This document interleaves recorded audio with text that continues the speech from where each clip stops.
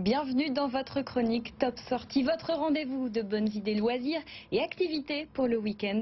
Expo, concerts, cinéma, spectacles, on fait le plein de culture dans cette émission tous les vendredis soirs avec notre partenaire Marc Cohen. Bonsoir. Bonsoir. Merci d'être avec nous, tu es le directeur général de Paris Secret.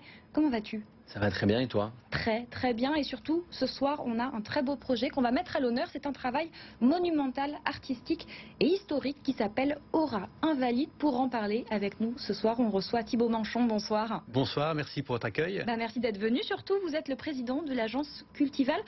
Alors Aura Invalide, c'est un peu un ovni culturel. Dans quelle case on le met? Est-ce que c'est un spectacle? Est-ce que c'est une exposition? Qu'est-ce que c'est? C'est un mix en fait, c'est une expérience. C'est une expérience monumentale dont le propos est vraiment de mettre en avant le Dôme des Invalides, son architecture, son histoire, les hommes. Et cette mise en avant passe par une expérience qui est visuelle, donc à base de mapping, qui est orchestrale. Il y a des lasers, il y a une émotion qui monte pendant 45 minutes au service du public. Alors justement, vous avez parlé du Dôme des Invalides. Pourquoi avoir choisi ce monument? Alors nous avions vu cette expérience Aura à Montréal, développée par des studios qui s'appellent Moment Factory, et nous sommes tombés en amour, comme il disait là-bas, avec le propos, avec le système, et nous avons dit il faut absolument que cette Aura trouve un lieu à Paris qui soit digne en fait de sa splendeur, de sa grandeur, et il nous paraissait évident, nous, de le faire au sein du Dôme des Invalides, qui est un lieu de mémoire, d'histoire, et qui méritait d'être mis en lumière aux yeux du public. Alors on le voit sur les images qui passent à l'antenne. C'est vraiment millimétré comme mapping. On en a déjà vu des mappings. Effectivement, il y en a sur la Nuit des Invalides, qui c'est sur l'extérieur du bâtiment. Là, c'est à l'intérieur et c'est au millimètre, c'est extrêmement précis. Comment on réussit à faire un travail aussi précis sur l'image? C'est effectivement un travail d'orfèvre assez poussé. Alors les studios qui ont travaillé sur ce projet sont des studios de vraiment très haute qualité, dont le propos, et ils ont développé, est de mettre en avant toutes les parties les plus cachées de l'architecture. Et pour ça, ils ont un savoir-faire qui passe par cette maîtrise acquise au travers des années, sur des sites différents, sur des sites complémentaires, de mise en avant, d'effets d'optique, d'effets de recul, de montée en puissance du spectacle. C'est un art à part entière. Vous avez dit justement orchestral tout à l'heure, donc ça veut dire que la musique elle a un rôle très important dans ce show. Comment est-ce qu'on inclut la musique là-dedans? Est-ce que c'est la musique qui va être guidée par le mapping? Est-ce que c'est le mapping qui guide la musique? Comment est-ce qu'on voit ça? C'est un travail qui est fait en parallèle avec un compositeur. Donc deux compositeurs ont travaillé. C'est une agence à laquelle on rend hommage, Troublemakers, et elle qui a travaillé avec la scénarisation qui se fait en 3 mouvements et des montées en puissance, des montées dans l'émotion. Donc ce sont des choses qui sont véritablement croisées au fur et à mesure de l'avancée de la construction du spectacle. On met combien de temps à créer une expérience aussi aboutie? Alors nous, le projet a mis 3 ans. Entre la décision et l'ouverture au public cette semaine, c'est 3 ans de travail.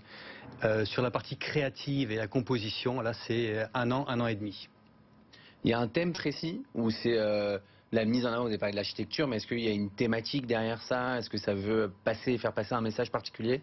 Alors le propos c'est vraiment de mettre en avant toute la beauté intérieure du dôme, de la magnifier, vraiment de la faire briller, éclore, et elle passe par l'organisation de l'expérience en 3 mouvements.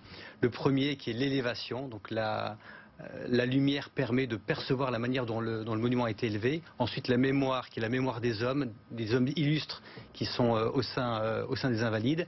Et ensuite, l'élévation. Et l'élévation, c'est on part vraiment on sublime, on met en avant, je vais pas dire tout explose, mais tout fleurit, tout brille, tout danse.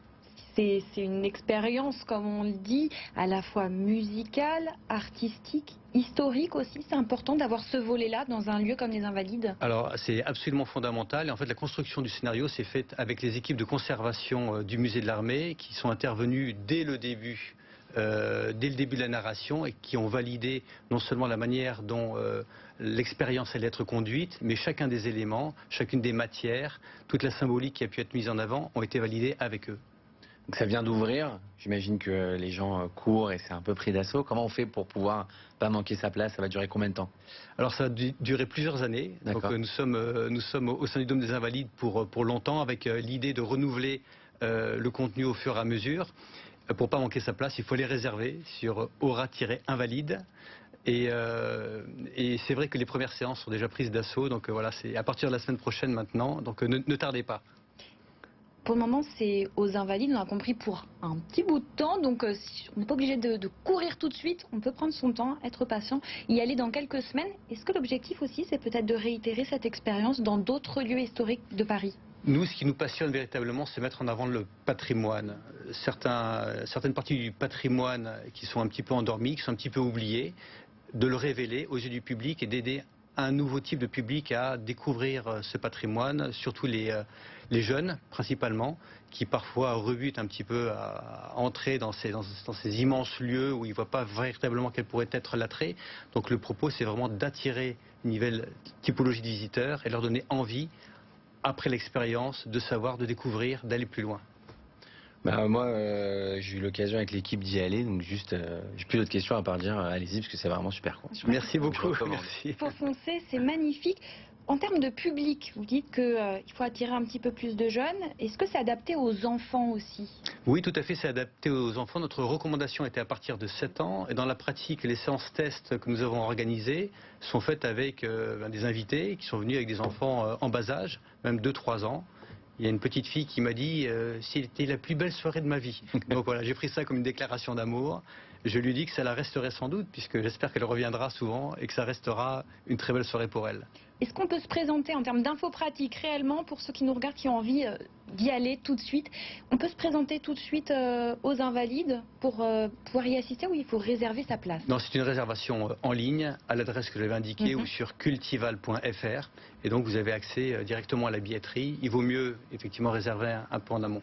Surtout que je pense qu'il va y avoir énormément de monde puisque c'est vraiment magnifique. Courez-y, vous en prendrez plein les yeux, plein les oreilles. Merci beaucoup Thibaut Manchon d'avoir été avec nous dans Top Sortie. Je le rappelle, vous êtes le président de l'agence Cultival. Et tout de suite, on va passer à nos coups de cœur.